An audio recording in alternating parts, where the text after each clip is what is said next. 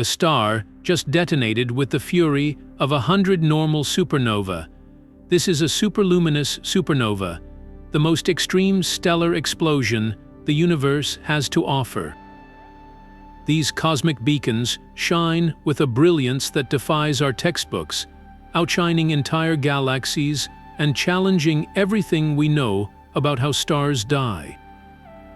By the end of this journey, you will understand the 30 deepest mysteries behind these titanic blasts, from the hidden engines that power them to their role as lighthouses illuminating the infant cosmos.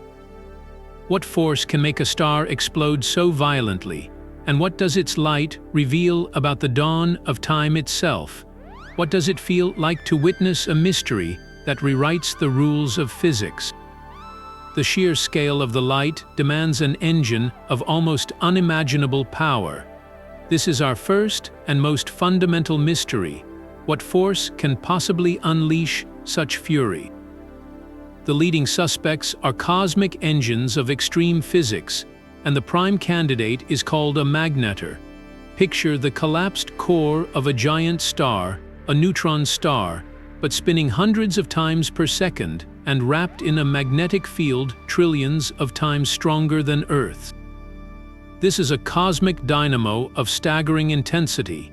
As it spins, it acts like a colossal brake, dumping its immense rotational energy into the expanding shell of debris from the initial explosion. This continuous injection of power is what could take a normal supernova and supercharge it, making it shine for months with that impossible brightness. It is a stellar ghost, powering its own funeral pyre from beyond the grave, but there is another suspect, one born from pure annihilation. For the most massive stars, over 100 times the mass of our Sun, a different fate awaits. In their final days, the core becomes so unimaginably hot that the radiation itself becomes matter. Pairs of electrons and their antimatter counterparts, positrons, spontaneously blink into existence. This process, called pair instability, steals the radiation pressure that was holding the star up. The core collapses, heats even more, and triggers a runaway thermonuclear explosion so violent it does not leave behind a black hole or a neutron star. It completely vaporizes the entire star in a single, catastrophic blast. This is a true stellar suicide, a final flash of light that consumes every last atom. Yet here is the catch for astronomers. The clue that tells us the mystery is far from solved. Not every superluminous supernovae fits neatly into one of these boxes. Some show signs of that continuous magnetar power, while others look more like a single, devastating pair instability bang. And then there are those that seem to blur the lines, or hint at something else entirely. The existence of these different types means our cosmic crime scene has multiple possible weapons, and the detective work is just beginning to figure out which one was used and when.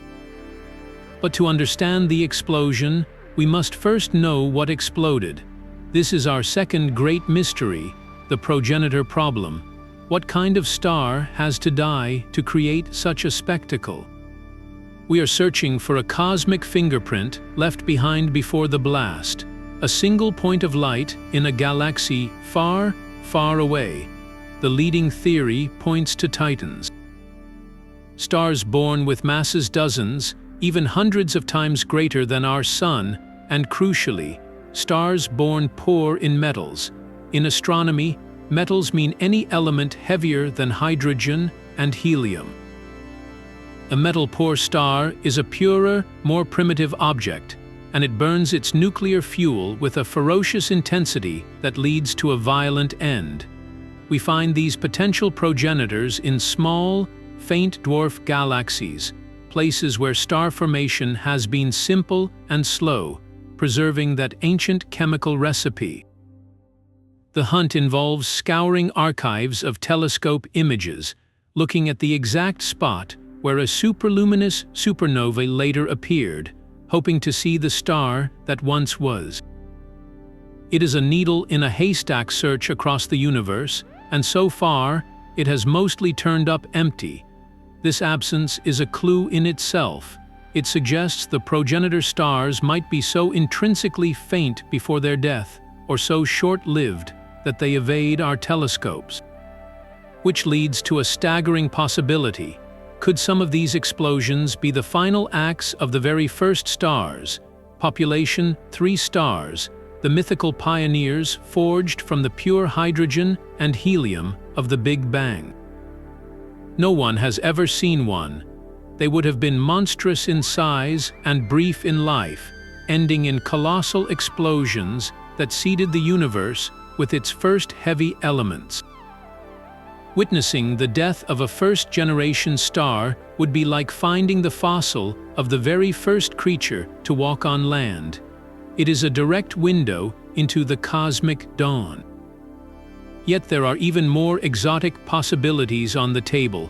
Some models suggest the progenitor is not just a massive star, but a supermassive one, perhaps tens of thousands of solar masses.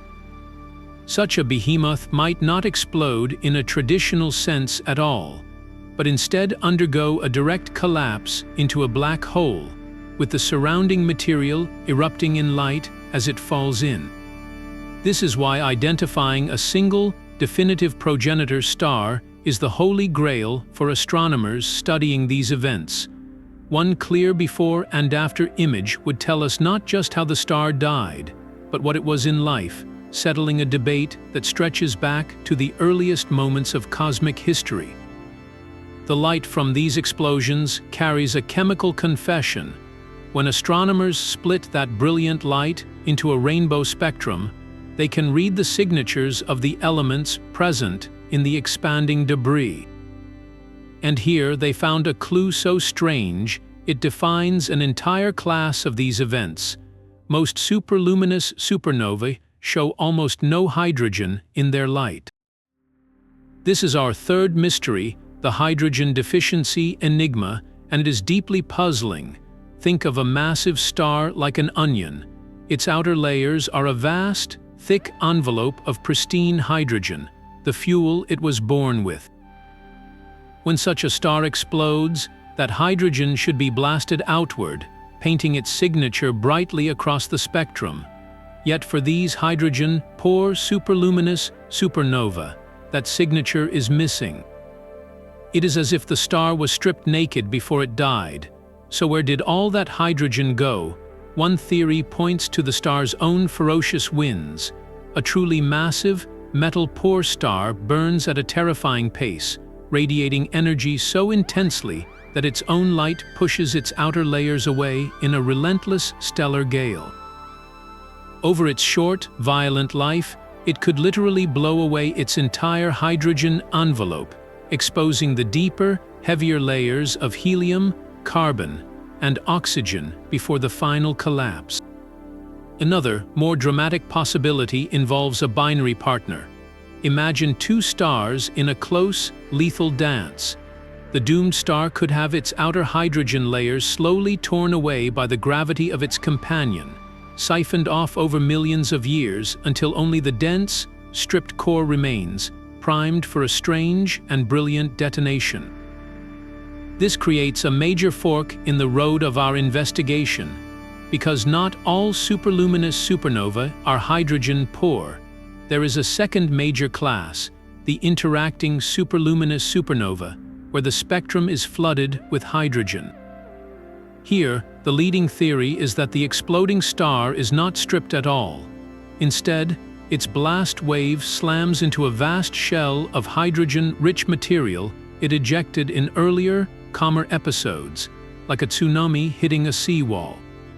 The incredible heat from that collision can power the extraordinary brightness, so we have two utterly different pathways to the same phenomenal result. One is a bare, stripped core detonating with the help of a hidden engine. The other is a more traditional star exploding into its own pre-existing cocoon. This fundamental split tells us that superluminosity is not a single disease, but a catastrophic symptom that can arise from multiple, very different stellar illnesses. The universe is showing us that there is more than one way to build a cosmic bomb of impossible luminosity. This fundamental split gives us our fourth great mystery, the curious case of the two families. Astronomers classify them simply as Type 1 and Type 2, a shorthand that speaks volumes. Type 1 superluminous supernovae show no hydrogen in their light. Their brilliance unfolds with a startling smoothness. The light curve, the graph of their brightness over time, rises and falls in a single, majestic arc, like the perfect note from a cosmic bell. This clean, powerful signature points to an explosion happening in a relatively clean environment, a star that has already shed its outer fluff. When we look at their spectra, we see the fingerprints of oxygen, magnesium, and other heavy elements forged deep in the star's core, now blasted into space.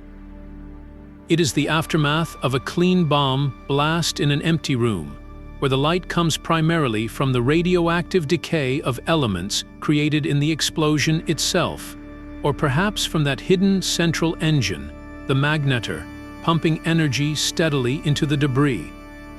Type 2 superluminous supernovae tell a completely different story.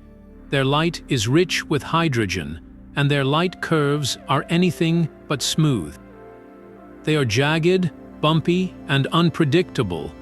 Brightness spikes and plateaus create a chaotic timeline. This is the signature of a violent collision. Here, the star did not strip itself bare. Instead, in the centuries or millennia before its death, it experienced violent convulsions, coughing out vast shells of its own hydrogen-rich atmosphere. Then, when the core finally collapsed, the resulting blast wave did not fly freely into empty space. It smashed, at incredible speed, into that waiting wall of its own cast-off material. The shock of that impact, the sudden conversion of motion into pure, radiant heat, is what supercharges the light. This is a bomb going off inside a pre-existing bubble. The irregular light curve maps the complex structure of that shell as the shockwave encounters pockets of denser and thinner gas. This stark dichotomy is what complicates the search for a single, unified theory of superluminous supernova. It is as if we discovered two utterly different engines that can both power a car to 1,000 miles per hour. One is a perfectly tuned, internal combustion engine of exotic physics. The other is a rocket strapped to the back, ignited by a catastrophic crash. They achieve a similar result, but their fundamental mechanisms are worlds apart. This means there is no one-size-fits-all answer.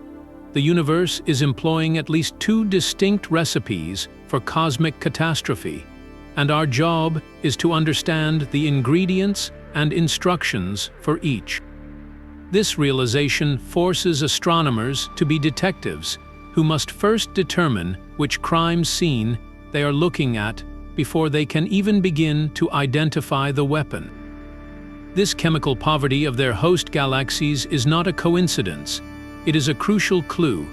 Our fifth mystery asks why these titanic explosions seem to favor the cosmic backwaters, the small, faint dwarf galaxies that are poor in elements heavier than helium. In astronomy, these heavier elements are all called metals. They are the ash from previous generations of stars, and they play a surprising role in a star's life. Inside a star's furious winds, metals act as a coolant. Think of it like sweat on human skin. Evaporation carries heat away. Atoms of iron, oxygen, and silicon in the stellar atmosphere are excellent at radiating heat out into space. This efficient cooling allows the star's own radiation pressure to push its outer layers away more effectively. Driving strong stellar winds, that steadily strip the star of mass. A metal-rich star, like one in our own Milky Way, can lose a significant fraction of its weight over its lifetime through this process. Now, imagine a star born in a metal-poor dwarf galaxy.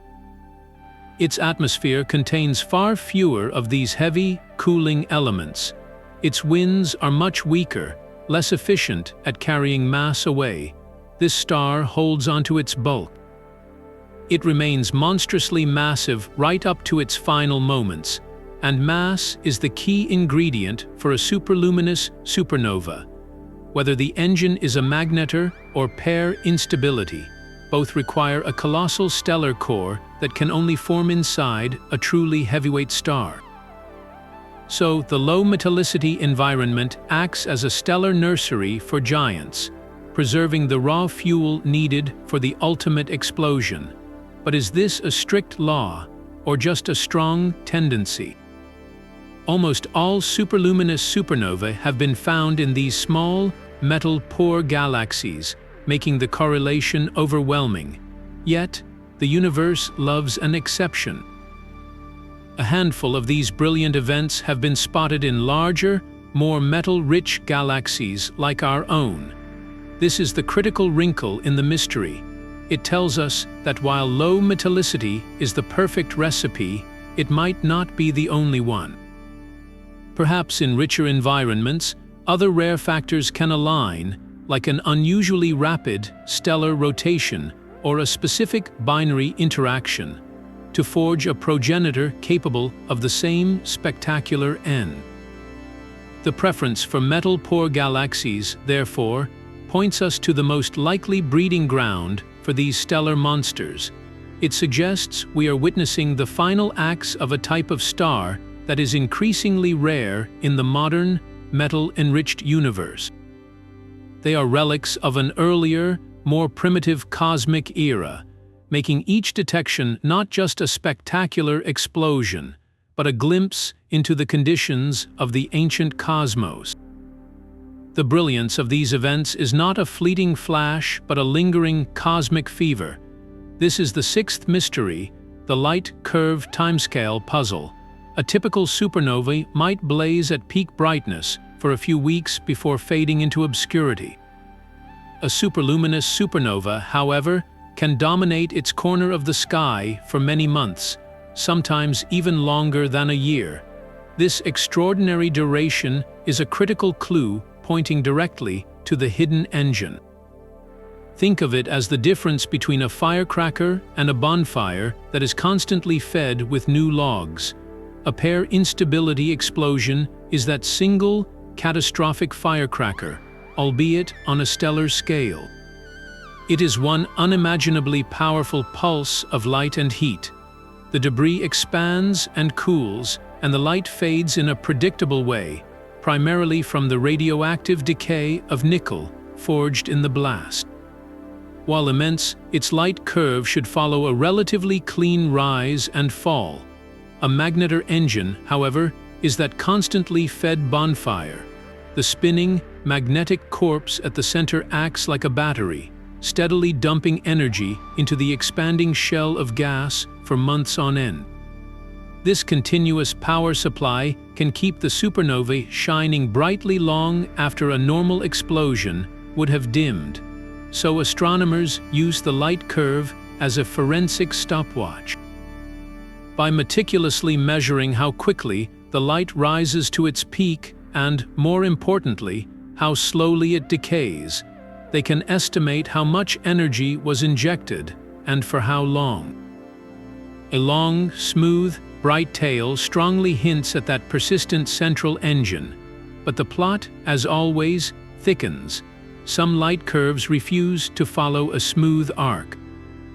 They show strange bumps, unexpected rebrightenings, or extended plateaus where the light just seems to stall for weeks before continuing its decline. These peculiarities are like finding unexpected fingerprints at a crime scene. A bump could mean the expanding blast wave has just slammed into a previously ejected shell of material, a delayed collision that gives the light a second wind.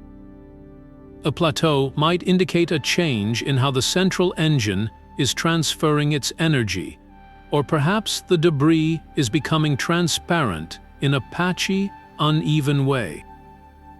Each deviation from a simple curve is a message, a clue about the complex environment surrounding the star in its final days.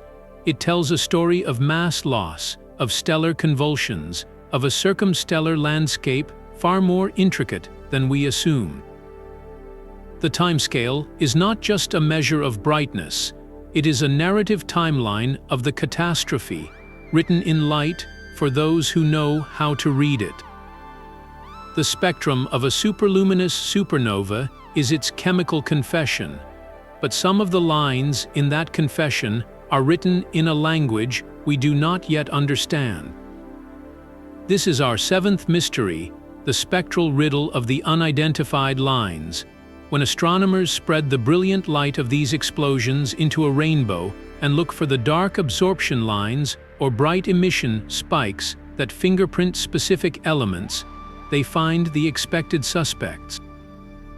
There are clear signatures of oxygen, calcium, magnesium, and iron, all forged in the star's heart and blasted outward. Yet alongside these familiar markers, there often appear broad, smeared features that stubbornly refuse to match any known atom or ion in our databases.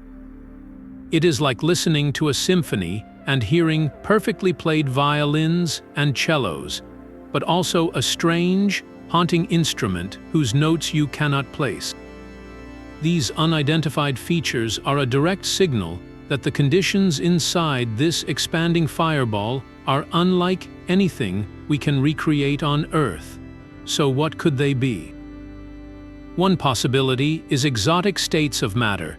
The ejecta is a maelstrom of unbelievable density and temperature, a place where atoms are stripped bare into a soup of nuclei and free electrons, a plasma under pressures we can scarcely imagine. In this extreme environment, the normal rules of atomic physics might bend, creating spectral lines from ions in such unusual ionization states that we have never catalogued them. Another idea points to the geometry and motion of the debris itself.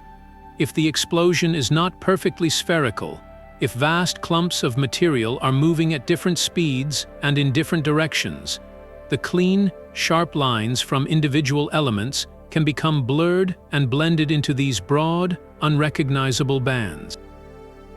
But the most tantalizing speculation is that these mysterious lines are a direct whisper from the hidden engine itself. Could we be seeing the spectral signature of the magnetar's fierce wind, a torrent of particles so energetic it imprints itself on the light, or perhaps a hint of the radioactive decay chains from exotic elements created only in such an apocalyptic event? These unassigned features are more than just noise. They are signposts pointing toward new physics. Each superluminous supernova is not just an explosion. It is a natural laboratory operating at energies and densities impossible to achieve in any particle collider on Earth. The light we collect is data from an experiment the universe is running for us, and these strange lines are the most intriguing results, the ones that suggest our textbooks on atomic behavior are incomplete. To decode them would be to understand the true, ferocious heart of the explosion. These unidentified lines in the spectrum are a direct challenge to our understanding of atomic physics. But the mysteries of superluminous supernovas extend far beyond their light, reaching into the most energetic realm of all. This brings us to our eighth mystery, a startling connection to the most violent explosions in the universe since the Big Bang itself, long-duration gamma-ray bursts. For decades, astronomers knew that these bursts, fleeting blasts of pure gamma-ray energy that can outshine everything else in the gamma-ray sky, were the death cries of the most massive stars. They are thought to be produced when the collapsing core of such a star forms a newborn black hole, launching ultra-relativistic jets, beams of particles moving at over 99.9% the speed of light. If one of those deadly jets is pointed directly at Earth, we see the brilliant, focused flash of a gamma-ray burst, and often, when that flash fades, a more traditional supernova emerges in the same spot, the star's outer layers exploding after the jet has drilled its way out. But here is where the plot twists. In a handful of remarkable cases, that accompanying supernova is not traditional at all. It is superluminous. We have witnessed events that begin with a gamma-ray burst and then transition into a supernova shining hundreds of times brighter than normal. This is the GRB-SLSN connection, and it suggests we are not looking at separate categories of catastrophe, but points on a continuum of stellar death. It paints a picture where the same basic stellar corpse, a rapidly spinning core collapsing into either a magnetar or a black hole, can produce different outcomes based on its precise conditions. If the conditions are just right to launch a successful, piercing jet that breaks free, we see a gamma-ray burst followed by a bright supernova.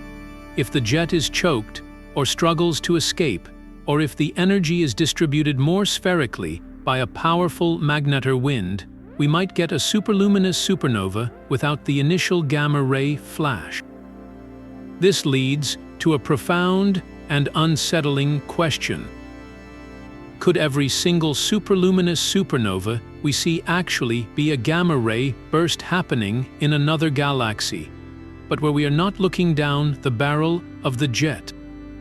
Are we just seeing the brilliant, spherical aftermath of an event whose deadliest component, the focused beam, is pointing safely away from us?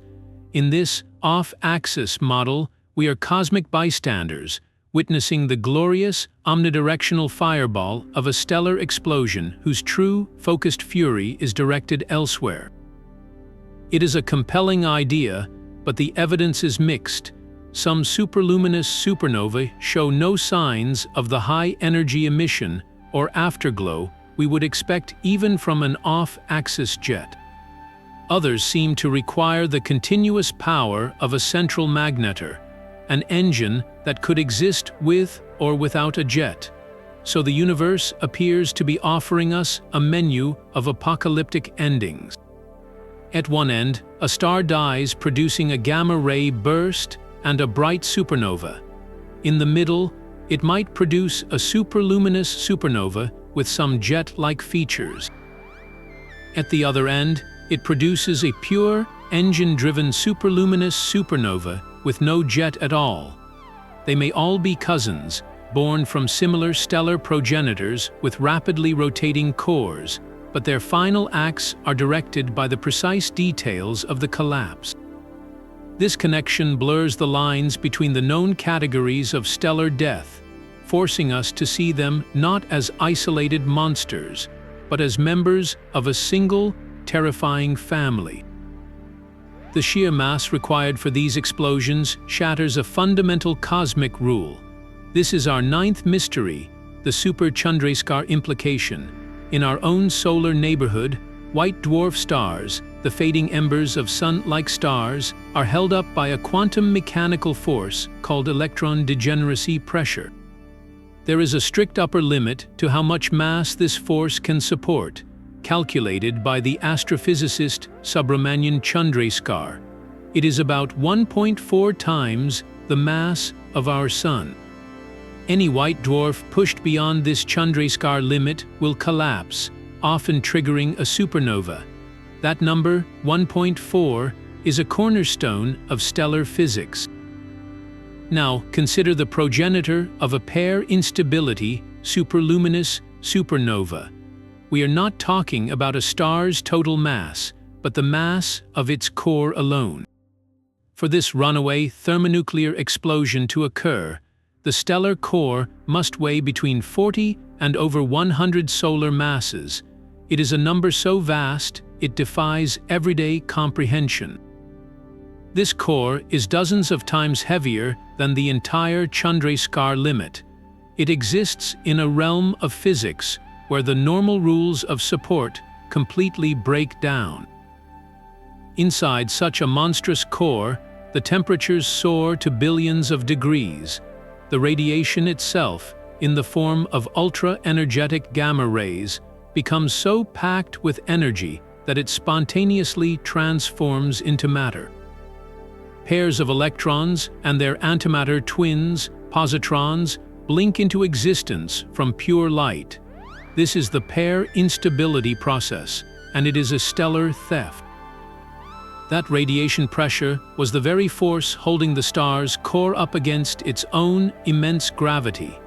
When the gamma rays convert into matter, that critical pressure vanishes in an instant.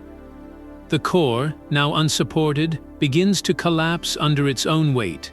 The collapse drives the temperature even higher, which creates more pairs, which steals more pressure in a runaway feedback loop of doom. Within seconds, the entire core reaches temperatures where oxygen and silicon fuse in an uncontrollable thermonuclear inferno. There is no gentle giving way. There is no leftover neutron star or black hole. The explosion is so utterly violent that it completely obliterates the star, scattering its ashes across interstellar space. The mere detection of a superluminous supernovae believed to be from pair instability is therefore monumental. It is direct, observational proof that nature can and does forge stellar cores of almost mythical proportions, cores that operate under physics far more extreme than anything governing the quiet white dwarfs in our galactic backyard. Each one is a testament to the fact that in the cosmic wilds, the limits we establish are merely invitations for the universe to show us something more spectacular. The magnetar model offers an elegant solution, but it demands a cosmic engine of breathtaking perfection. For this idea to power a superluminous supernova, the newborn neutron star must be born spinning at an almost incomprehensible rate, completing a full rotation in just a few milliseconds. To put that in perspective, imagine a city-sized ball of nuclear matter, heavier than our Sun, spinning so fast its surface moves at a significant fraction of the speed of light. Simultaneously, it must be wrapped in a magnetic field of almost mythical strength, 1,000 trillion times more powerful than the field that guides a compass on Earth. This combination transforms the stellar corpse into a dynamo of staggering power. Its rapid spin and unimaginable magnetic field work together, acting like a colossal brake. As the magnetar slows down, it converts its own furious rotation into a torrent of energy, a relentless wind of particles and radiation that floods into the expanding shell of debris. This continuous injection of power is what could take a normal explosion and supercharge it for months. Yet this very elegance presents a profound challenge. Is the universe really this efficient? Can nearly all of that rotational energy be flawlessly converted into visible light we can see, without being lost in other forms or simply breaking the debris apart? The physics of this energy transfer is incredibly complex, a turbulent dance between magnetic fields and hot plasma that we are still learning to model. One major complication is fallback. After the initial blast, some of the ejected material, drawn by the intense gravity of the new magnetar, might rain back down onto it. This incoming matter could spin the magnetar up or slow it down in unpredictable ways, dramatically altering the energy injection and distorting the light we see. This leads to the real-world test, the light curve, when astronomers create detailed simulations of a magnetar-driven explosion. They can predict a specific shape for the brightening and fading. The challenge is that real superluminous supernovae rarely match these perfect theoretical curves without some adjustment. scientists often have to fine-tune the model's parameters: the initial spin, the magnetic field strength, the mass of the debris, to get a match.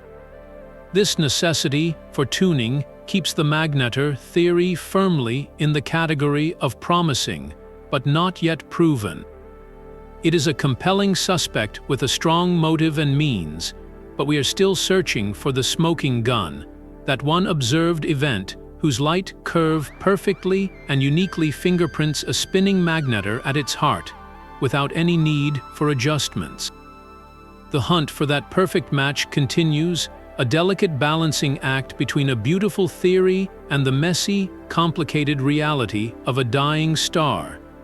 The magnetar model demands a stellar corpse of near-perfect specifications, but finding any such corpse is itself a monumental challenge. This rarity is our 11th mystery, a statistical puzzle that forces us to question our own cosmic census. Among the hundreds of supernovae discovered every year, a superluminous event is a breathtaking anomaly.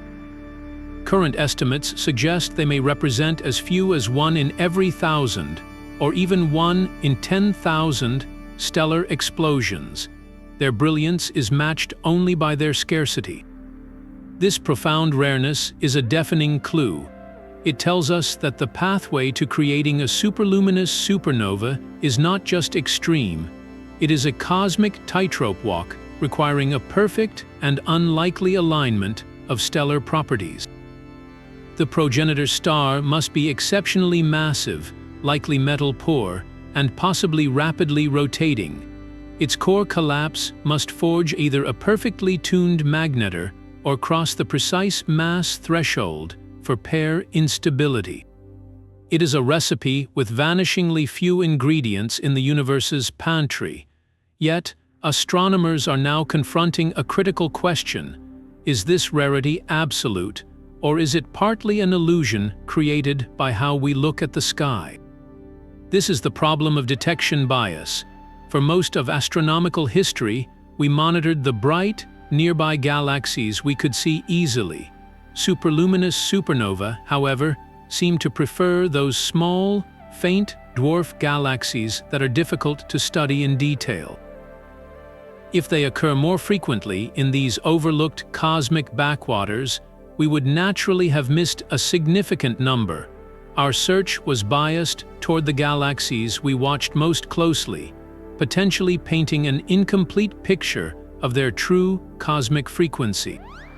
This is where the new era of astronomy changes everything. Automated, robotic sky surveys are now scanning the entire visible sky every few nights, treating the cosmos as a dynamic, changing entity. Facilities like the Zwicky Transient Facility tirelessly watch for any point of light that changes, blinks, or appears where it was not before. Soon, the Vera C. Rubin Observatory will begin its legacy survey of space and time, an unprecedented project that will catalog billions of galaxies and likely discover millions of transient events, including thousands of supernovae every single night. Within that avalanche of data will be hidden dozens, perhaps hundreds, of new superluminous supernova. This flood of discoveries will allow us to finally answer the statistical question with authority. Are they truly 1 in 10,000, or could they be 1 in 500?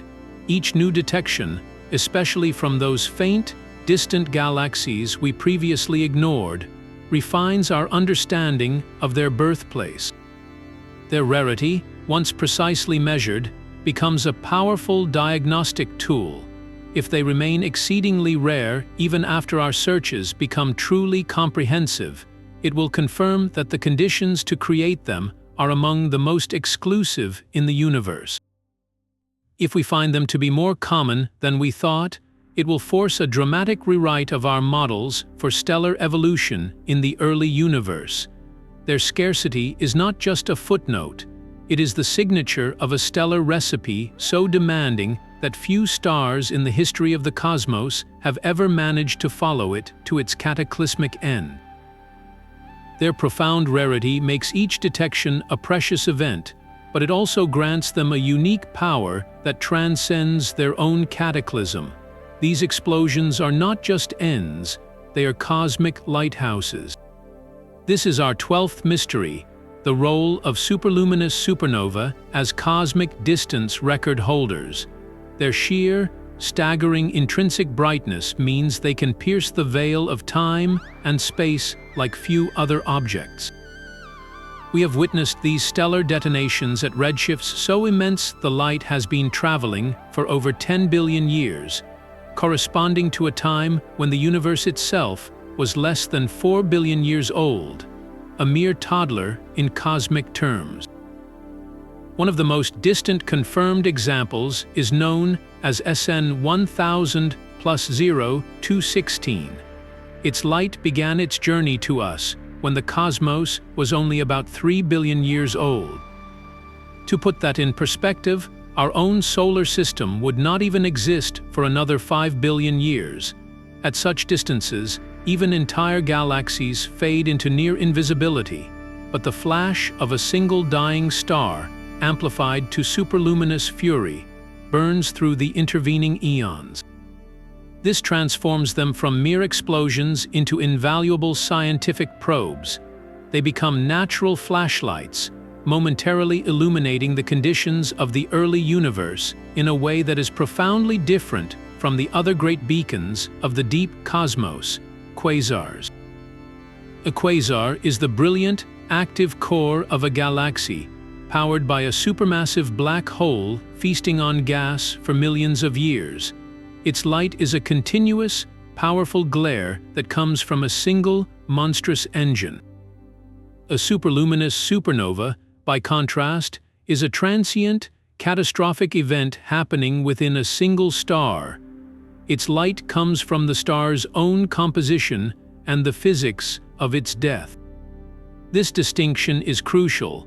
By studying the spectrum of a superluminous supernova from the early universe, astronomers can perform a kind of cosmic forensics on its host galaxy.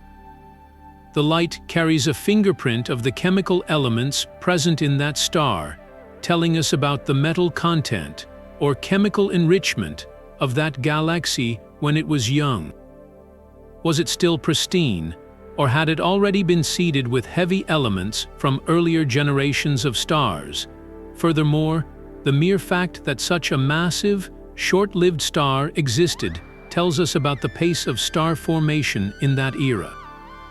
It takes a vigorous, gas-rich environment to forge stellar titans that live fast and die young. Each detection is a data point, a single snapshot that helps us map how galaxies grew and evolved in their infancy.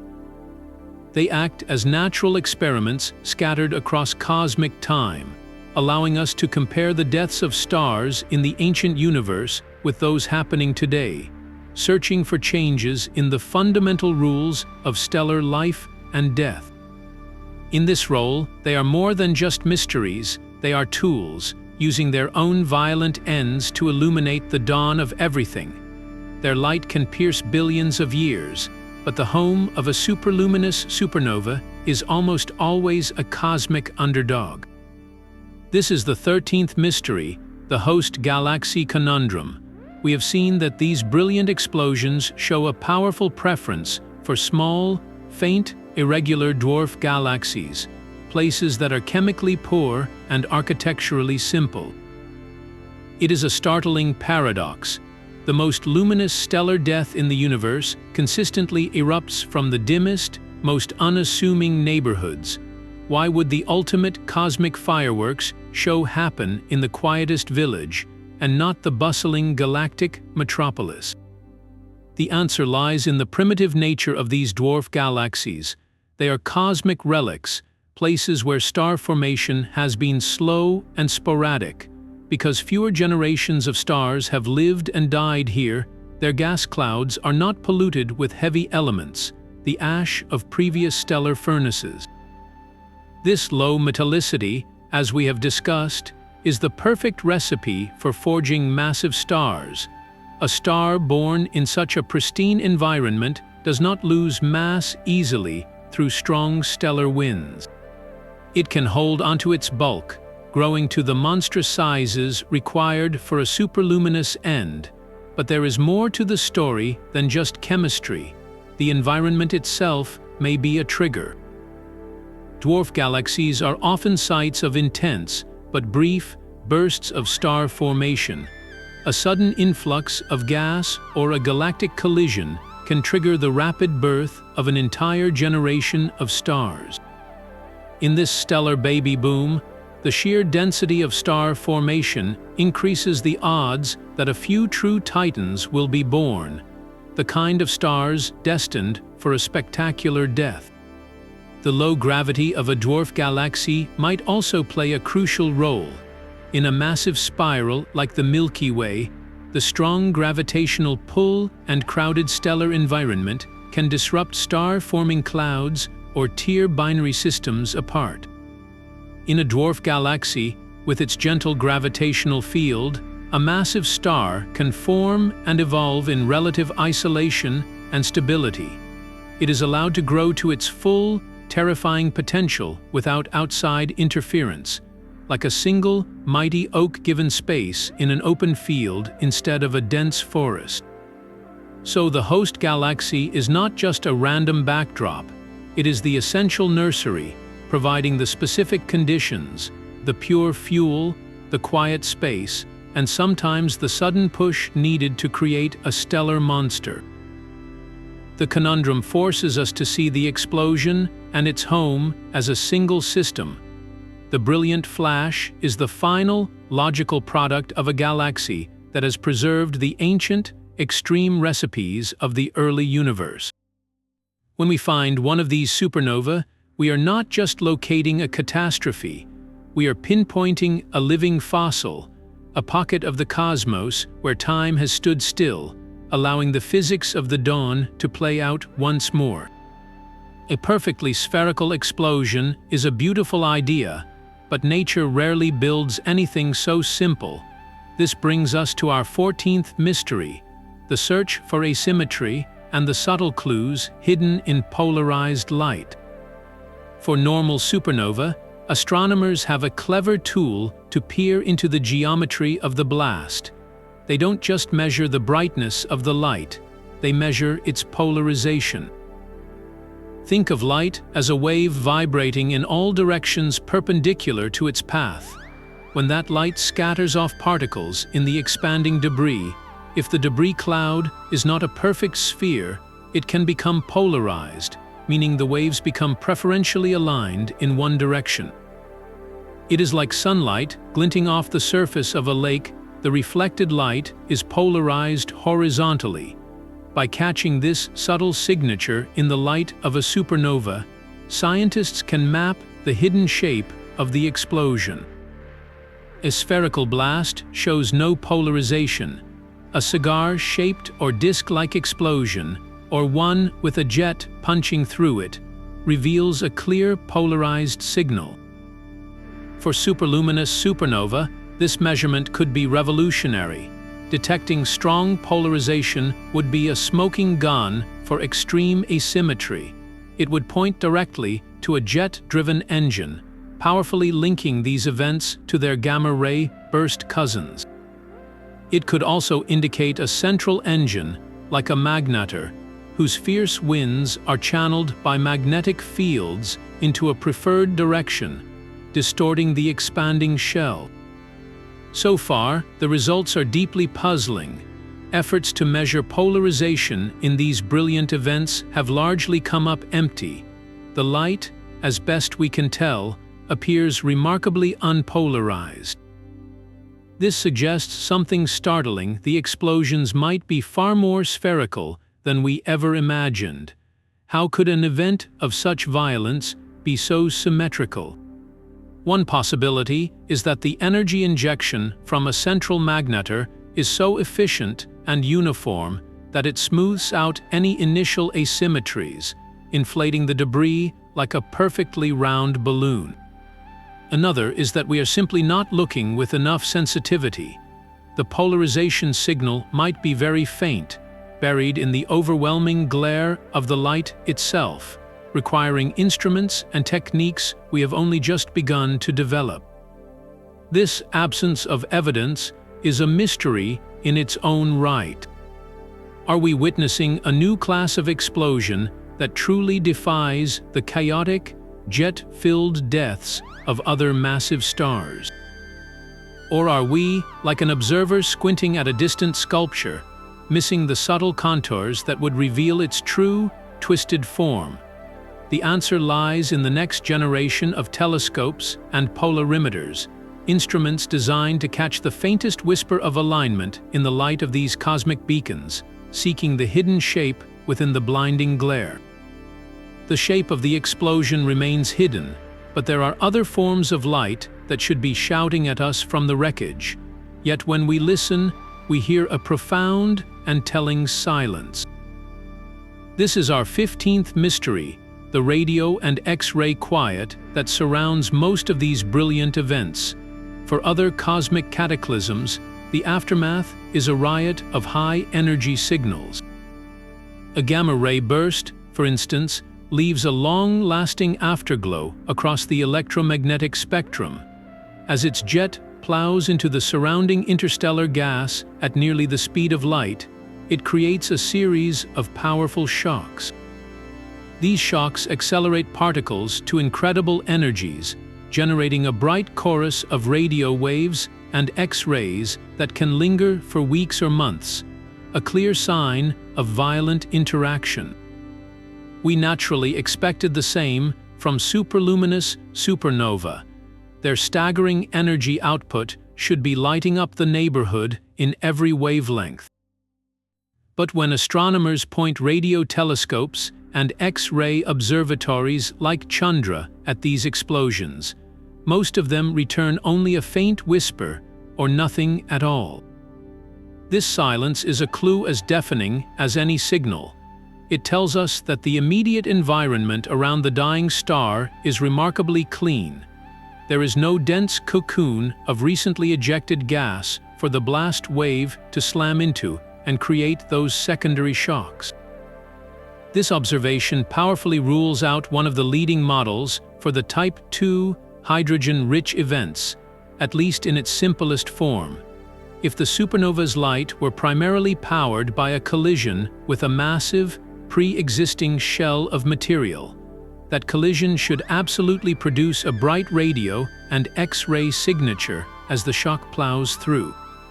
The fact that we do not see it suggests the interaction, if it exists, is far more subtle, or that the material is distributed in a very diffuse, smooth halo. For the hydrogen-poor Type I events, the silence is equally telling. It supports the idea of a stripped progenitor star, one that has already blown away or lost its outer envelope, leaving behind a bare core that explodes into a relatively empty cavity. The energy from the central engine, be it a magnetar or something else, is then being channeled almost perfectly into heating the debris to visible and ultraviolet wavelengths, creating that brilliant optical glow without wasting energy on producing the high-energy afterglow. This quiet is not absolute, however, and the exceptions are where things get interesting. A handful of superluminous supernovae have been detected in radio or X-rays. These rare, noisy events are the outliers that force us to refine our theories. They might be examples where the progenitor star was embedded in a somewhat denser environment, or where a jet-like structure is indeed present, but pointing slightly off-axis from our view. Each detection in these silent bands is a treasure because it gives us a second, independent channel of information about the physics at play. The predominant silence, therefore, is not a failure of observation. It is a successful measurement that paints a specific portrait of the star's final days, a lonely giant, having cleared its immediate surroundings, meeting its end in a space of eerie cosmic quiet, just before unleashing a light that screams across the universe. The profound quiet around these explosions points to a star that died alone. But what if its solitude was a recent and violent development? The progenitor problem takes a fascinating turn when we introduce a second character, a stellar companion locked in a gravitational dance. The role of binary star systems offers a compelling and often dramatic alternative to the single-star story. Imagine two massive stars born together, orbiting each other in a close, intimate embrace. Over millions of years, their fates become inextricably linked. The more massive of the two evolves faster, swelling into a red supergiant. In this bloated state, its outer hydrogen envelope becomes gravitationally vulnerable. Its companion star acts like a cosmic vampire, relentlessly pulling that hydrogen away, siphoning it off into space or onto itself. This process, called Roche-Lobe overflow, can strip the doomed star completely, leaving behind a naked, massive core of helium, carbon, and oxygen. This stripped star is now primed for catastrophe. It has lost the very signature that would mark a normal supernova. When its core finally collapses, the resulting explosion has no hydrogen to show, perfectly matching the spectrum of a Type 1 superluminous supernova. The binary partner provides a clean, mechanical explanation for the missing hydrogen that doesn't rely on the star's own violent winds. But the drama does not end there. The same gravitational tug-of-war that strips the envelope can also spin the doomed star's core up to incredible speeds. As the companion star pulls material away, it can transfer angular momentum, causing the core to rotate faster and faster, like a figure skater pulling in their arms. A rapidly spinning core is the essential ingredient for the birth of a magnetar. When this hyper-rotating core finally collapses, it naturally forms a neutron star spinning at the breakneck pace required to power a superluminous event. In this binary scenario, the companion star is not just a thief, it is a choreographer, orchestrating both the chemical stripping and the rotational spin that sets the stage for the ultimate blast. This adds a breathtaking layer of narrative complexity. The brilliant flash we see is not merely the death of a star, but the climax of a multi-million-year stellar relationship, a partnership that ended with one star consuming the other until only a primed bomb remained.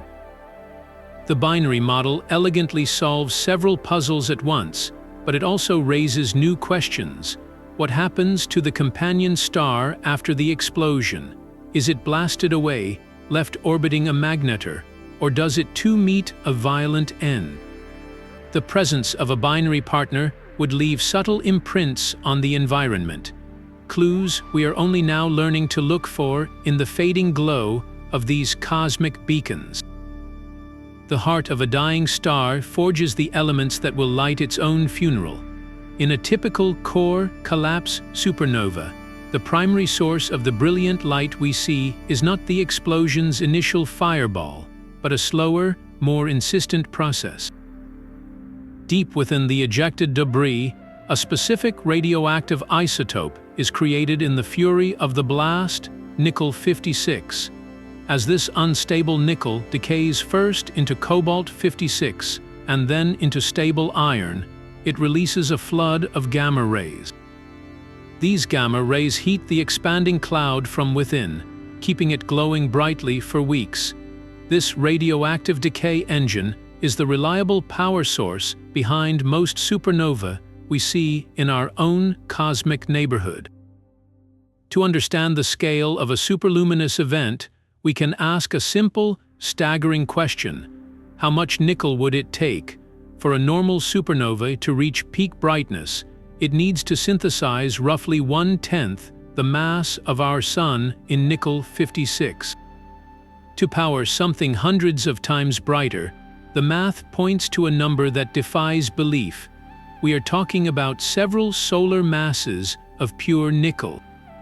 Imagine forging 3 or 4 entire suns worth of this single, heavy element in a single instant. The physics of nucleosynthesis, the creation of elements in stellar explosions, struggles under this demand. While pair instability models can, in theory, produce such colossal amounts, it pushes the very limits of what we think is possible inside a star. But the real test is in the light itself. The radioactive decay of nickel to cobalt to iron has a very specific signature. It produces a predictable curve of brightening and fading, and its spectrum should show clear lines from the elements involved in the chain, especially cobalt, as it takes over the heating process weeks after the explosion. For many superluminous supernova, the light simply does not follow this script. The light curves are too broad, too sustained, or too smooth. The spectral signatures of cobalt are often weak or absent. The energy required is there, but the fingerprints of the radioactive furnace are missing. This mismatch is one of the most powerful pieces of evidence that something else is at work. The nickel model, the standard engine for a supernova, falls catastrophically short. It cannot account for the prolonged brilliance, nor for the sheer quantity of light without leaving behind spectral evidence we would easily spot. This failure forces us to look elsewhere, to an engine that does not rely on a single, initial cache of radioactive fuel, but one that can deliver a continuous supply of power over many months. The absence of the expected radioactive signatures is not a void. It is a signpost, pointing unequivocally toward that hidden, persistent powerhouse at the center of the chaos. Months after its brilliant peak, a superluminous supernova should be fading quietly into the cosmic background. Yet some of these stellar ghosts refuse to follow the script. Their light curves, the graphs of their slow fade, take unexpected turns. This is the late-time behavior mystery, and it offers a final, crucial chapter in the story of the star's life. A year or more after the explosion, when the debris has expanded to a vast, thin cloud, astronomers expect the light to decline in a predictable way. If powered by radioactive decay, the curve should show a steady, smooth slope as the last of the nickel and cobalt turn to iron. If powered by a magnetar, the fading should follow the spin down of the central engine, another predictable, if slower, decline. But reality is messier. In several cases, the light curve has done something startling. It has suddenly kinked, dropping in brightness far more steeply than any model predicts. It is as if a switch was flipped, and the lights began to shut off all at once. One leading explanation for this sharp drop involves the central engine finally being exposed. For over a year, the dense, expanding cloud of debris has been opaque to the engine's radiation.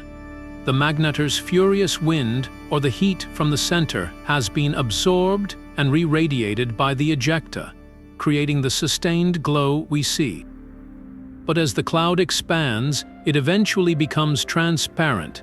Think of a thick fog slowly clearing. When it finally becomes thin enough, the engine's radiation can shoot straight out into space without being absorbed. This radiation is in a form, like X-rays or gamma rays, that our optical telescopes do not see. From our perspective, the visible light we have been monitoring for so long suddenly vanishes. The engine is still there, still pumping out energy, but it is no longer lighting up the visible fireball around it. Another possibility for a late-time surprise is a delayed collision. Imagine the star, in its final millennia, experienced not one, but several violent episodes of mass loss. It could have ejected a shell of material not just a few years before death, but centuries earlier. This shell would be much farther out, a distant ring of matter floating in the darkness. The main supernova blast wave, traveling at thousands of kilometers per second, would take months or even years to finally catch up and slam into this distant structure. When it does, the collision would give the fading light a sudden, final boost or cause a plateau before the final drop. This would appear as a bump or a flattening in the late-time light curve, a ghostly echo of a stellar convulsion that happened long before the final cataclysm. These late-time surprises are more than just oddities. They are forensic evidence from the star's ancient past. A sudden drop tells us about the moment the ejecta became a ghost, revealing the precise timing of its transparency and the nature of the hidden engine. A late-time bump is a time capsule, a direct measurement of something the star did hundreds of years before we ever saw it explode. By patiently following the fading glow of these titans into their old age, astronomers are reading the last pages of a biography that began millions of years before the brilliant flash that first caught our eye. The fading glow of a true superluminous supernovae tells a story of finality, but the cosmos has a cruel trick up its sleeve. Brilliant, sustained flashes of light can come from stars that are not dying at all, but merely throwing a fit of cosmic proportions. These are the supernova imposters, and they create our 19th great mystery, a case of mistaken identity that challenges our very definitions. The most famous example is right in our own galactic backyard, Eta Carinii. In the 1840s, this monstrous star, over 100 times the mass of our Sun, underwent a colossal eruption. It became the second brightest star in the night sky for years, ejecting at least 10 solar masses of material in an event now called the Great Eruption. Yet Eta Carinii survived.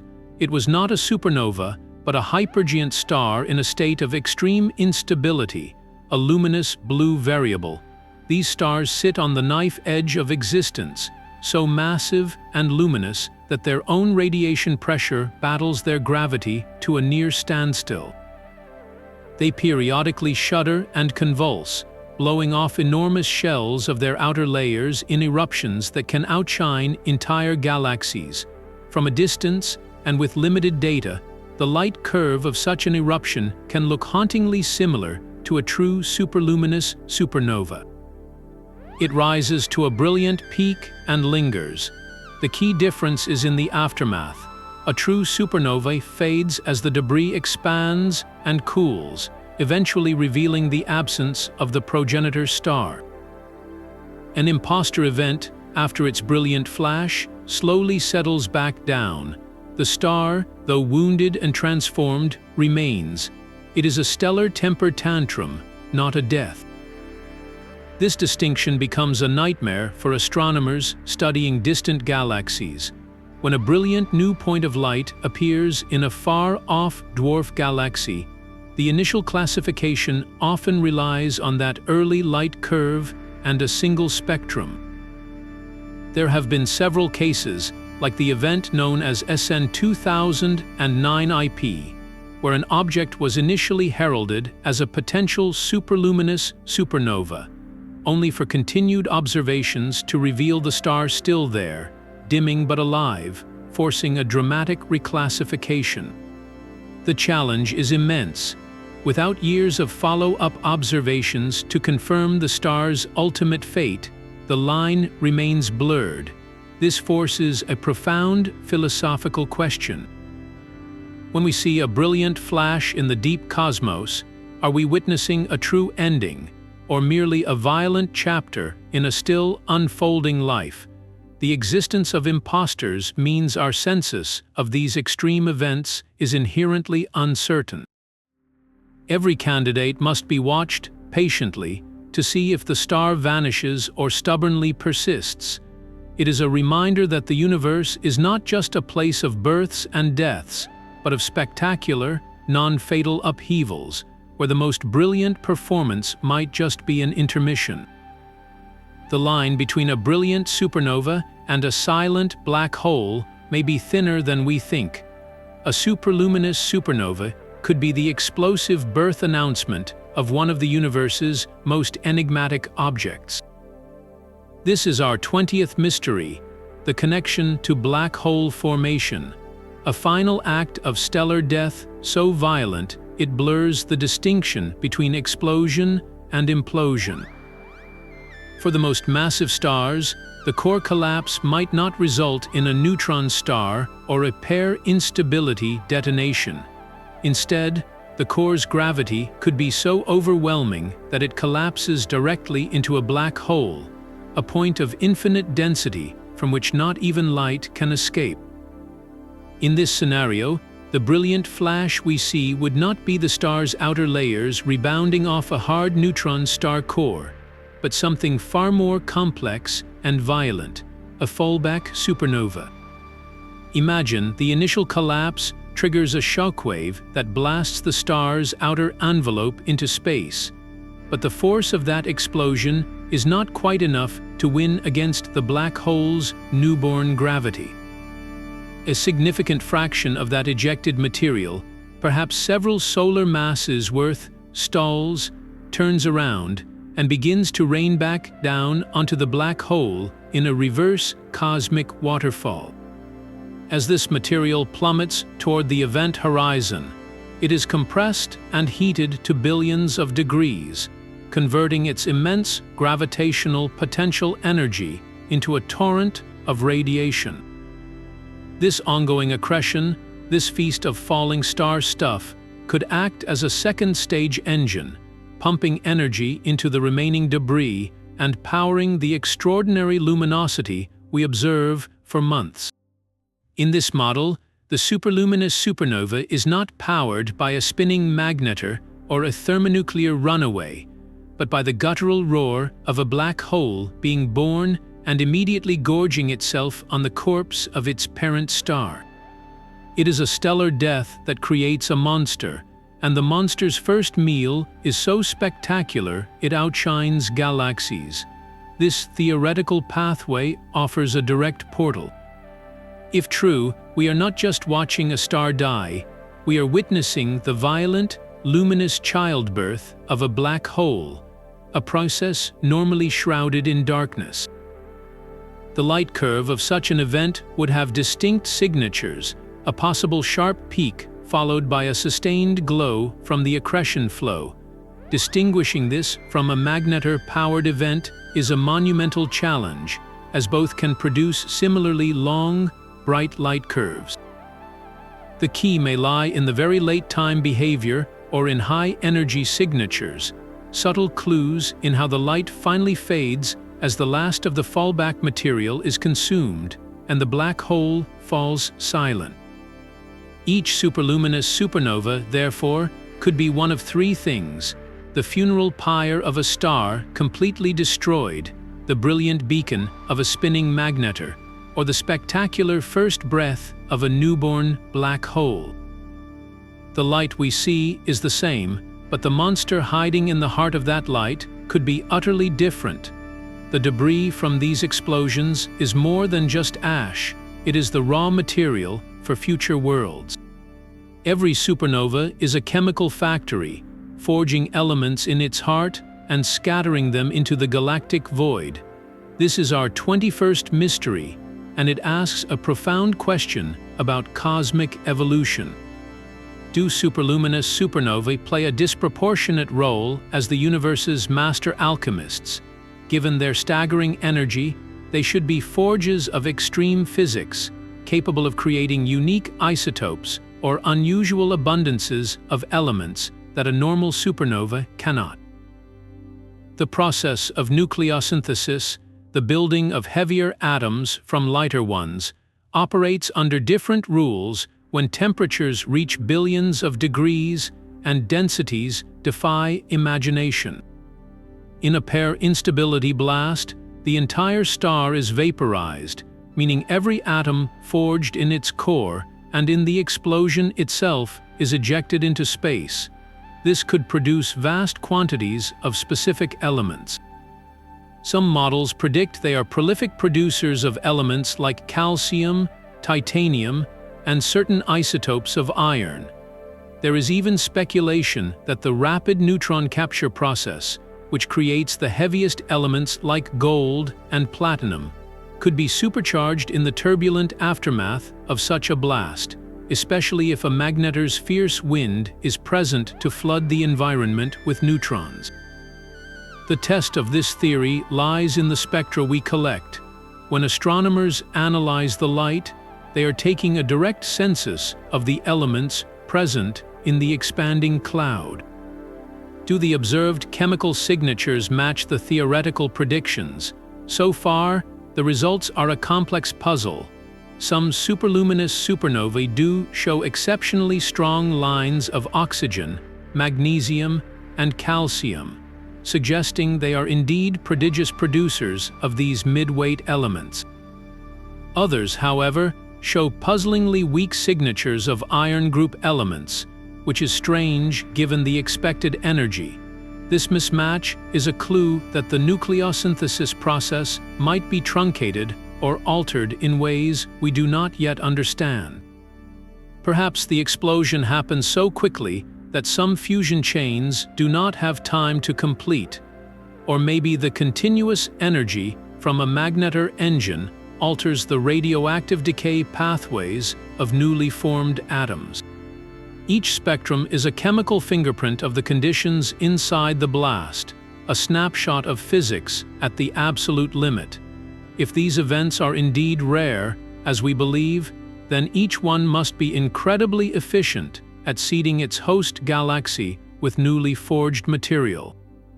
A single superluminous supernova could inject enough heavy elements to fundamentally alter the chemical future of its small, dwarf galaxy home, enriching the next generation of stars and planets with a distinct elemental signature. In this way, the brilliant flash is not an end, but a beginning. It is the moment a sterile pocket of the universe is inoculated with the building blocks for rocky planets, for oceans, and perhaps even for life. The light we see is the glow of a cosmic crucible, actively rewriting the chemical destiny of an entire corner of the cosmos. The chemical signature of these explosions is a message from the forge, but the collapse itself might send a ripple through the very fabric of space-time. Our 22nd mystery opens a new window onto these events, the tantalizing prospect of gravitational waves. When a massive star's core collapses, if it is not perfectly spherical, it can shake the universe. According to Einstein's theory, accelerating masses like a rapidly spinning, asymmetric core imploding into a neutron star or black hole create ripples in spacetime itself, waves that travel outward at the speed of light. For a superluminous supernova progenitor, especially one with the rapid rotation needed to form a magnetar, that final collapse should be a spectacularly violent gravitational event. It would produce a short, sharp burst of waves, a cosmic thud echoing across the cosmos. This is the promise of multi-messenger astronomy, the dream of observing a single cataclysm through every possible channel, the light, the neutrinos, and the ripples in spacetime. Our current gravitational wave observatories, LIGO and Virgo, are exquisitely tuned to listen for the collisions of black holes and neutron stars. The collapse of a single stellar core, however, is a quieter, higher-pitched signal. For our present detectors to have any hope of hearing it, the star would need to die almost in our galactic backyard, within our own Milky Way or one of its very closest satellite galaxies. The odds of such a nearby event are vanishingly small, which is why we have not yet made that coincident detection. But the future sounds different. Planned space-based observatories, like the European Space Agency's Laser Interferometer Space Antenna, or LISA, will operate in a different gravitational frequency band. It will be sensitive to the mergers of massive black holes, but also potentially to the violent chirps from collapsing supermassive stars, the kind that could be progenitors for the most extreme superluminous events. Imagine the moment it happens. A brilliant new point of light appears in a distant galaxy, flagged by optical surveys. At nearly the same instant, a gravitational wave observatory registers a unique, milliseconds-long chirp from the exact same patch of sky. That single coincidence would be transformative. The gravitational wave signal would tell us, with precision, the masses involved in the collapse and the dynamics of the implosion itself. Was it symmetric, or was there a violent lurch? It would reveal the birth moment of the central engine. Combined with the light curve and spectrum, we would have a complete physical report of the catastrophe from its first shudder to its final fading glow. We would know definitively if a magnetar was born or if a black hole formed from direct collapse. It would turn the superluminous supernova from a brilliant mystery into an open book, a calibrated experiment in extreme physics. Until that day, the gravitational wave channel remains a silent, waiting witness. Its very silence is a measurement, telling us these events are not happening on our doorstep. But the detectors are listening, and the universe is never quiet for long.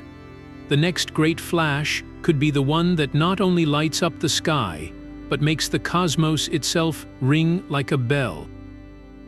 The fading glow of a superluminous supernova signals the beginning of a new cosmic creation cycle. As the brilliant fireball expands and cools over months and years, its chemical richness sets the stage for an astonishing transformation. Within that cloud of stellar ash, atoms begin to stick together, forming microscopic motes of solid material. This is the birth of cosmic dust, the very stuff that will one day coalesce into new stars, planets, and perhaps even life. But here lies our 23rd mystery, a fundamental paradox about the role these titanic explosions play. Are they supreme creators of cosmic dust, or are they its most efficient destroyers? Consider the process in a normal supernova. The ejected material, rich with elements like carbon, silicon, and iron, cools over time. In the dense, cold clumps within the expanding cloud, these atoms find each other and bond, building tiny grains no larger than a fraction of a human hair. This dust is crucial. It shields forming stars, helps gas clouds collapse, and becomes the raw material for rocky worlds. Given the sheer volume of material, a superluminous supernova blasts into space, dozens of solar masses. In some cases, logic suggests they should be dust factories on an epic scale. A single event could seed an entire dwarf galaxy with enough solid material to build countless future planetary systems. Yet, the very thing that makes these events so brilliant may also sterilize their own debris. The central engine of a superluminous supernova, whether a magnetar or fallback onto a black hole, pours out an immense flood of ultraviolet and X-ray radiation for months on end. This high-energy light is devastating to fragile dust grains trying to form. Imagine trying to build a sandcastle while standing in the blast of a fire hose. The ultraviolet photons can rip molecules apart and shatter nascent grains before they have a chance to grow. This creates a race against time. Can dust condense quickly enough in the dense, cooling ejecta before the central radiation field fades and becomes less destructive? Or does the prolonged brilliance of the event effectively scour its own wreckage clean, leaving behind only gas and atoms? Astronomers search for answers not in visible light, but in the infrared. As dust forms, it absorbs the visible and ultraviolet light from the supernova and re-radiates it as heat, glowing warmly in the infrared part of the spectrum. A few years after the explosion, if significant dust has formed, the visible light should dim more rapidly than expected. while a corresponding infrared glow should emerge from the same location. This is the telltale signature scientists hunt for. The observations so far present a mixed and puzzling picture. For some superluminous supernova, follow-up infrared studies have detected no such glow, suggesting dust formation was either suppressed or completely destroyed by the intense radiation. For others, there are tantalizing hints of an infrared excess, a faint warmth that could be the heat of newborn dust grains. This mystery cuts to the heart of galactic evolution. If these brilliant explosions are net producers of dust, they could be the primary agents for enriching the early universe with the solid materials needed to make the first rocky planets. They would be cosmic cultivators, their violent death directly enabling the birth of new worlds. If, however, they are net destroyers, they could leave behind sterile bubbles of pure gas, delaying chemical complexity in their host galaxies. The answer likely depends on the details of the explosion and the nature of the progenitor star. A pair instability event that completely vaporizes the star might create a perfectly mixed cloud ideal for rapid dust formation once it cools. An engine-driven event with prolonged ultraviolet emission might inhibit it entirely. Solving the dust formation paradox requires patience. Astronomers must monitor these fading ghosts for years, even decades, with the most sensitive infrared telescopes, waiting for that faint, warm signal to emerge from the cold dark. Each detection or non-detection is a data point in a grand experiment about how the universe recycles itself. The brilliant flash we witness is merely the opening act. The true legacy of a superluminous supernova is written in the microscopic seeds it leaves behind, seeds that will one day determine whether new worlds can grow in its ashes.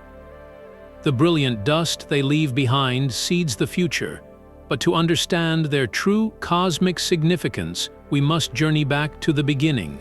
Our 24th mystery asks a profound question about the history of the universe itself. Were these spectacular explosions more common in the distant past, and could they have been the dominant way the first stars died? In the early cosmos, the conditions were perfect for creating stellar monsters. The universe was smaller, denser, and most importantly, almost completely devoid of heavy elements. Every gas cloud was pristine, composed of pure hydrogen and helium from the Big Bang. In this primordial environment, the formation of massive, metal-poor stars was not a rare exception. It was the rule. Without metals to cool their winds and strip them of mass, the first generations of stars could grow to staggering sizes, hundreds of times the mass of our Sun. These are the legendary population 3 stars, and theory suggests their deaths would not have been quiet. They would have been cataclysmic pair instability events or hyper-energetic collapses, the very definitions of superluminous supernova. In the first billion years after the Big Bang, these titanic blasts might not have been rare cosmic curiosities. They could have been the standard funeral rite for the universe's first stellar generation, a dominant form of stellar death that shaped everything that came after. This idea transforms them from fascinating oddities into the primary architects of the early cosmos. Each explosion would have been a titanic furnace, blasting out the universe's first heavy elements, carbon, oxygen, silicon, iron, into the void. They would have acted as cosmic blowtorches, their intense ultraviolet radiation reheating the cold hydrogen gas that filled the space between galaxies. The shock waves from these blasts could have triggered the collapse of new gas clouds, sparking the birth of the second generation of stars. In this picture, superluminous supernovae were not just players in the early universe. They were the driving force behind its chemical and thermal evolution, turning a simple, dark cosmos into a complex, illuminated one. The test of this grand theory lies in the rate. How frequently do these events happen at different epochs in cosmic history? By searching for superluminous supernova at extremely high redshifts, when the universe was only a few 100 million years old, and carefully counting how many they find versus how many occur in the modern universe, astronomers can map their evolution over time. This is a painstaking statistical challenge. It requires not only finding these distant beacons, but also accounting for all the biases, the fact that we might miss some in the faint early galaxies, or that their light may be stretched and dimmed by cosmic expansion. Early results from deep surveys are tantalizing. They suggest that superluminous supernovae were indeed several times more common in the youthful universe than they are today. Each new high redshift detection, each flash of light from the cosmic dawn, adds a crucial data point to this graph of cosmic violence.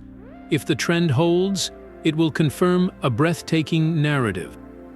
The most brilliant stellar explosions we see today are merely the faint, dying echoes of a far more violent and luminous epoch, a time when the death of a star was not an ending, but the primary engine for building the universe we now inhabit. This incredible diversity is itself a profound clue. After cataloging 24 distinct mysteries, from missing hydrogen to silent black holes, one overarching question remains unanswered. Is there a single, elegant theory that can explain every superluminous supernova? Or are we witnessing several different kinds of cosmic catastrophe that merely share a brilliant facade? This is our 25th and perhaps most fundamental mystery, the quest for a unifying theory. The evidence presents a daunting challenge. We have hydrogen-poor events with smooth, light curves and hydrogen-rich ones with jagged, bumpy declines. We see some linked to gamma-ray bursts and others radiating in perfect radio silence. They explode in tiny, pristine dwarf galaxies, yet a rare few appear in larger, metal-rich spirals. This staggering variety suggests we may have made a classic scientific error, lumping multiple distinct physical phenomena under one dramatic name because they all share the trait of being extraordinarily bright. The dream of physics is to find simplicity within complexity, a single set of rules from which all the variety naturally emerges. For superluminous supernova, the grand unified model would be a framework where all the subtypes are simply different outcomes of the same basic process, shaped by a few key parameters. Imagine a cosmic control panel with 4 main dials. The first dial is the progenitor star's initial mass, determining whether it can forge a magnetar or cross into pair instability territory. The second is metallicity, controlling how much mass the star loses through winds over its lifetime. The third is rotation speed, dictating whether the core spins fast enough to become a powerhouse magnetar. The fourth is the presence and nature of a binary companion, which can strip the star, spin it up, or provide a circumstellar shell to collide with. In this unified vision, tweaking these dials produces the different explosions we see. A massive, rapidly rotating, metal-poor star in a tight binary might produce a hydrogen-poor, magnetar-driven event. A similarly massive but single star might end in a pair instability blast. A star of moderate mass with high rotation but surrounded by its own ejected shell could create a bright, interacting Type II event. The goal is a model so robust that by measuring the light curve and spectrum of a new superluminous supernova, astronomers could dial back to the precise settings on that control panel and describe the star's life and death with confidence. Yet today, no such complete theory exists. Our models are good at explaining individual events, but they require careful, often unique, tuning for each one. The magnetar model works beautifully for some, but fails to explain the late-time behavior of others. The pair instability model fits a few, but cannot account for the prolonged glow seen in many. The lack of a single, elegant framework is not a failure, it is the engine of discovery. It means our current understanding is incomplete, that there is deeper physics or unseen parameters we have not yet accounted for. Perhaps the true engine is a combination we have not considered, or a rare phase of matter that only appears in these extreme conditions. This grand quest for unity is what drives astronomers to chase every new flash, to scrutinize every spectrum, and to run ever more sophisticated simulations. They are searching for the underlying harmony in the cosmic chaos, the fundamental song from which all these brilliant, discordant notes are born. The fact that we cannot yet sing that song is perhaps the greatest mystery of all, a constant reminder that the universe still holds its most profound secrets close, revealing them only in flashes of light that take billions of years to reach our eyes. The search for a grand unified theory is a race against a ticking clock, but the clock is now powered by silicon and light. A technological revolution is quietly dismantling the mystery of superluminous supernova, not by solving it all at once, but by flooding the field with evidence. For decades, finding even one of these brilliant events was a stroke of cosmic luck, a chance alignment of a telescope's gaze with a star's final moment. Today, discovery is engineered. It begins with robotic sentinels, wide-field telescopes mounted on mountaintops that treat the entire night sky as their laboratory. Night after night, these automated systems, like Pan-STARRS in Hawaii or the Atlas survey with its twin telescopes, perform a silent, mechanical ballet. They scan vast swaths of the heavens, comparing each new image to the one taken the night before, hunting for any single point of light that has changed, brightened, or appeared where nothing was before. They are digital detectives on a cosmic beat, and they are finding transients, exploding stars, flaring black holes, asteroid movements by the thousands every year. Buried within that avalanche of alerts are the rare, precious signatures of superluminous supernova.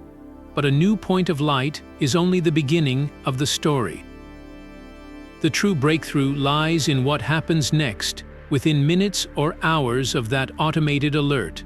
A global network of follow-up telescopes, some robotic, some manned by astronomers who jump from their beds in the middle of the night, springs into action.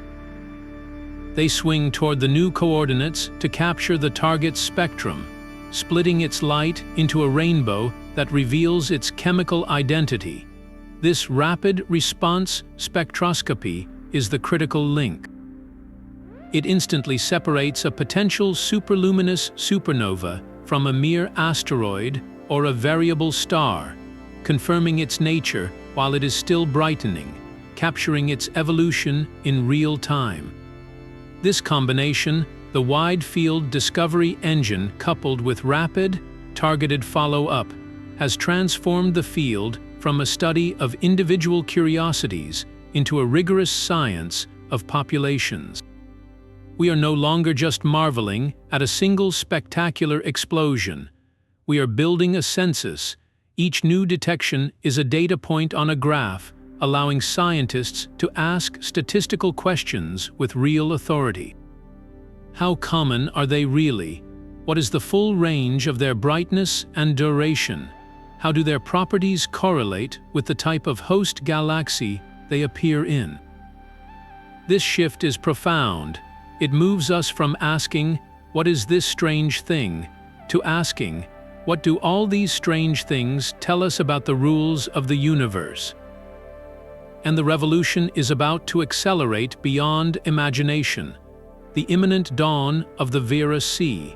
Rubin Observatory and its legacy survey of space and time will change everything.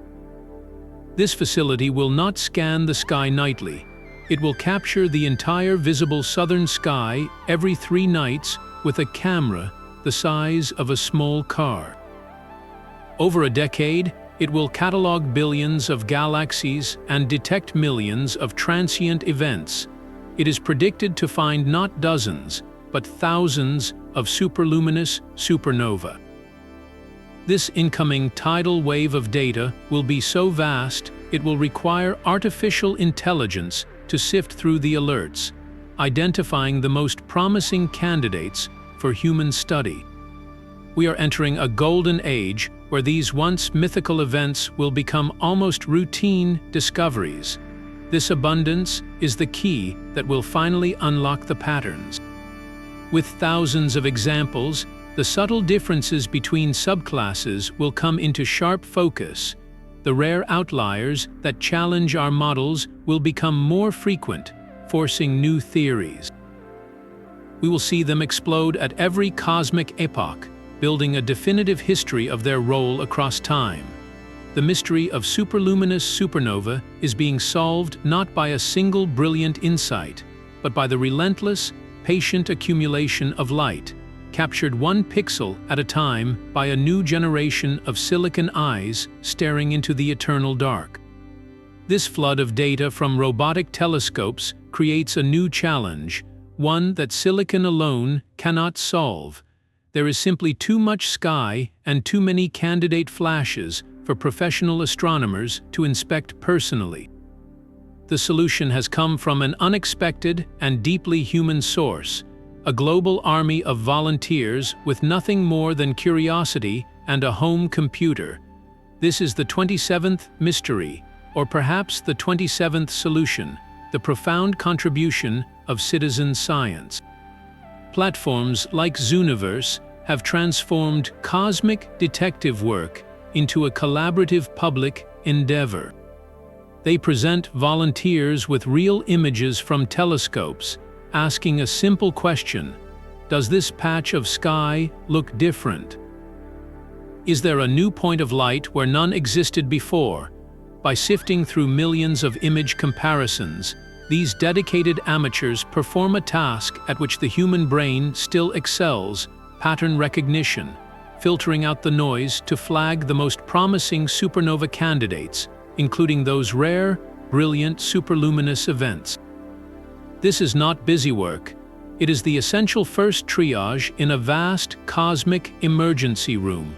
One of the most heartening discoveries in this field bears the name of its finder. In 2013, a school teacher and amateur astronomer in Argentina, Victor Busso, was testing a new camera on his backyard telescope. He was observing a distant spiral galaxy when he noticed a tiny, new pinprick of light. He had the presence of mind to capture a series of images, documenting the supernova's rise in its very first hours, a feat likened to catching a star in the act of exploding. The event, later named SN 2016 GKG, provided a uniquely detailed infant portrait of a supernova, day that professionals rarely capture because they cannot watch every galaxy every minute of every night. Victor Busso's keen eye and quick thinking contributed a vital piece to the puzzle. This human element transforms the search from a cold, automated process into a shared adventure. It means that a retiree in Scotland, a student in Japan, or a teacher in Argentina can, from their living room, make a genuine contribution to the frontiers of astrophysics. They become part of the story, co-authors in the unfolding narrative of how stars live and die. Their collective effort proves that the quest to understand these brilliant mysteries is not reserved for those in white coats atop remote mountains. It is a journey in which anyone with an internet connection can join the hunt, scanning the digital sky for the next great flash that will challenge everything we think we know. Their brilliant light makes them natural cosmic lighthouses, but can we trust them to map the universe? This brings us to a pivotal practical mystery: their potential role as the next generation of cosmic yardsticks. For decades, astronomers have relied on a special class of stellar explosion, the Type 1, a supernova, to measure vast distances across the cosmos. These white dwarf explosions are remarkably consistent, acting as standard candles. By measuring how bright they appear from Earth and knowing their intrinsic brightness, scientists can calculate exactly how far away they are. This very technique led to the Nobel Prize-winning discovery that the universe's expansion is accelerating, driven by the mysterious force we call dark energy. Now, astronomers are asking a daring question: could superluminous supernova, shining hundreds of times brighter, become the new standard candles for the farthest frontiers? The ambition is breathtaking. Because they are so intrinsically luminous, they could be seen at even greater redshifts, probing expansion in the universe's first few billion years with unprecedented precision.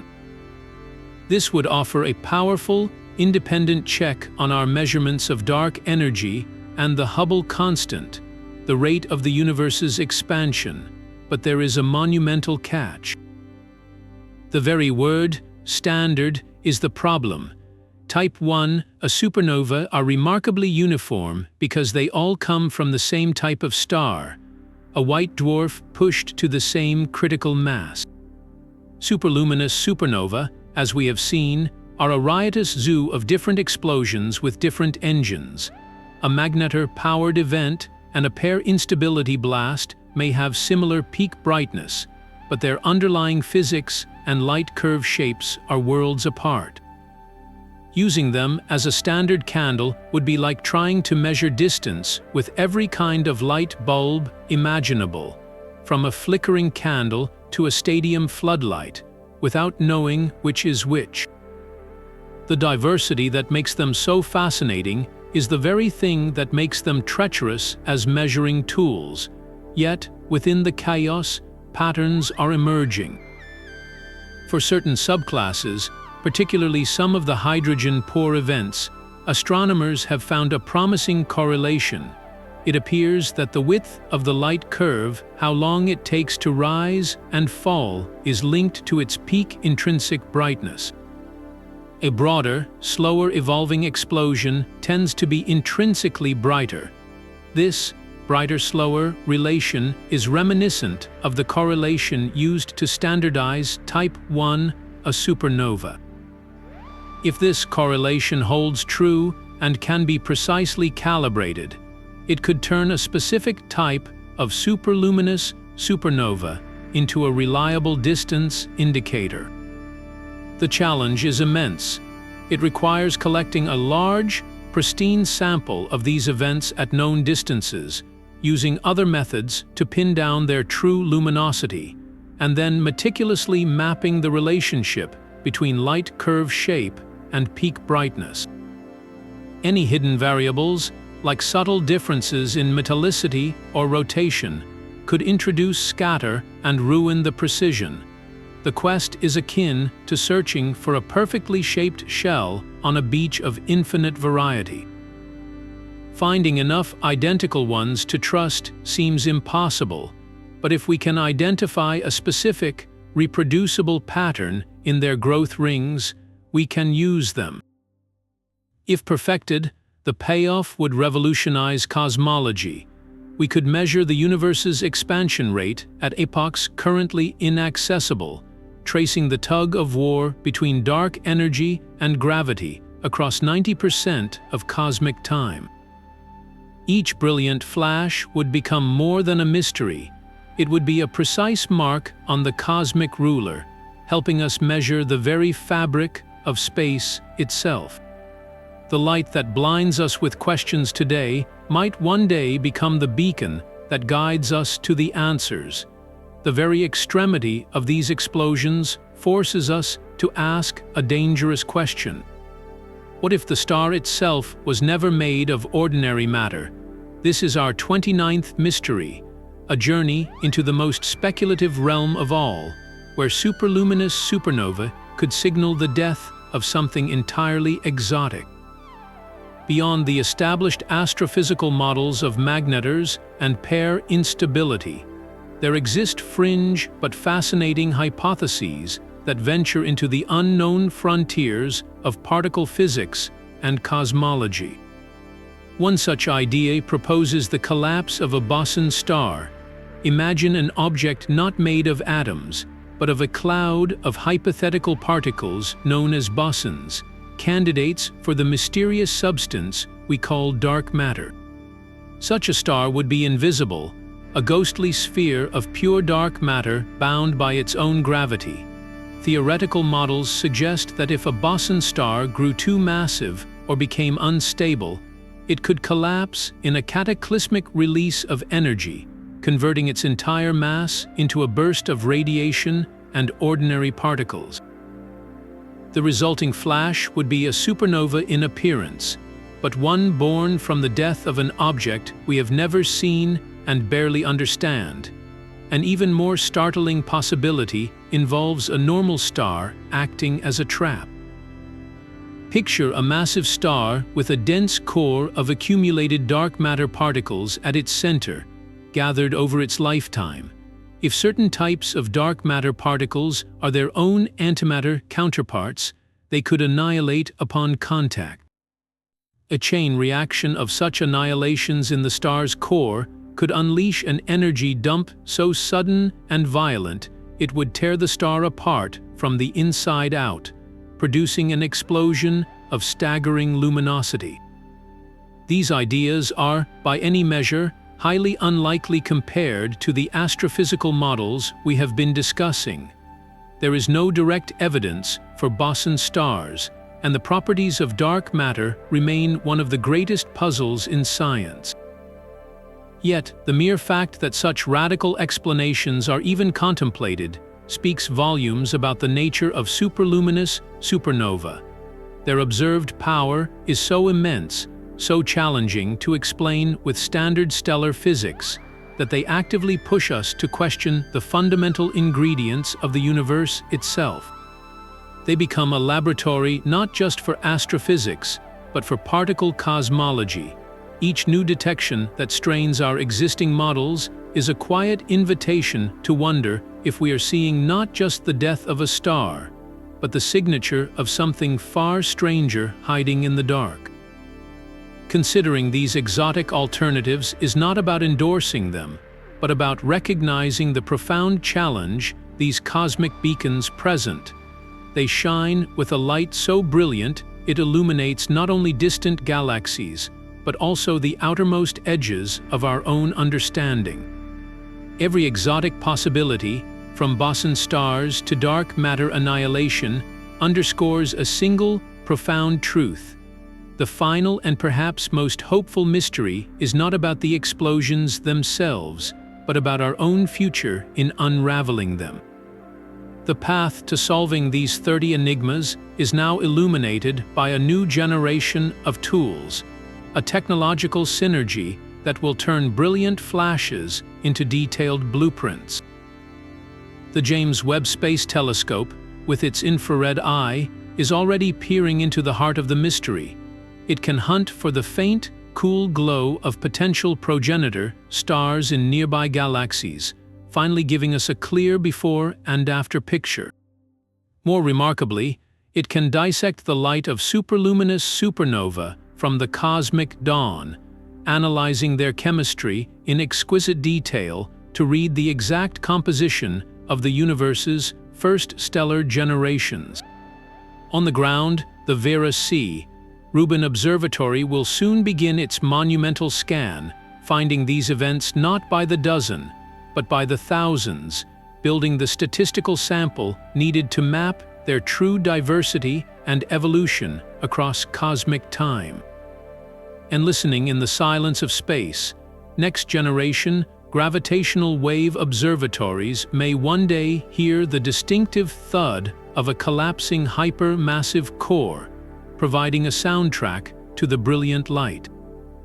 This is the future of the search, a powerful convergence of eyes and ears across the entire spectrum of light and even the fabric of spacetime. Each mystery we have explored, from the missing hydrogen to the silent black holes, is now a specific question with a designated tool to answer it. The journey from seeing a brilliant, puzzling flash to understanding it as a precise cosmic event is nearing its climax. We are no longer just witnesses to these stellar cataclysms. We are becoming their interpreters, learning to read the full story written in their light, from the first tremors of a dying star to the final seeds of dust it leaves behind for new worlds. These brilliant beacons are far more than just brighter supernovae. They are a cascade of cosmic puzzles, each one a locked door to a deeper understanding of the universe. From the hidden engines powering their fury to the ancient stars that gave them birth, every mystery we solve reveals a more intricate and wondrous reality. These explosions challenge the very foundations of stellar physics, forcing us to rewrite the rules of how stars live and die. They act as probes into the chemical evolution of galaxies, showing us how the raw elements of planets and life are forged in the most violent crucibles. And by reaching back to the cosmic dawn, they illuminate the conditions of the infant universe, revealing a time when stellar death was the primary force shaping everything that followed. This journey through 30 mysteries is not a checklist to be completed, but a map of a vast and still unexplored frontier. Each answer leads not to an end, but to a new, more profound question. The story of superluminous supernova is a testament to a universe that is endlessly creative, violent, and surprising. And the most exciting part is that this story is still being written in real time across the night sky. New telescopes are coming online, more powerful than any we have built before. They will find these cosmic flashes by the thousands, peeling back the layers of mystery with unprecedented clarity. You can be part of this ongoing discovery. Stay curious. Follow the announcements from great observatories like Webb and Rubin. Look up at the dark sky and remember that in some distant galaxy, a star might be reaching its spectacular end at this very moment, its light already racing toward us. And perhaps, through a citizen science project on your own computer, you might even help spot the next one. The universe is speaking to us in flashes of impossible light. All we have to do is keep watching and listening.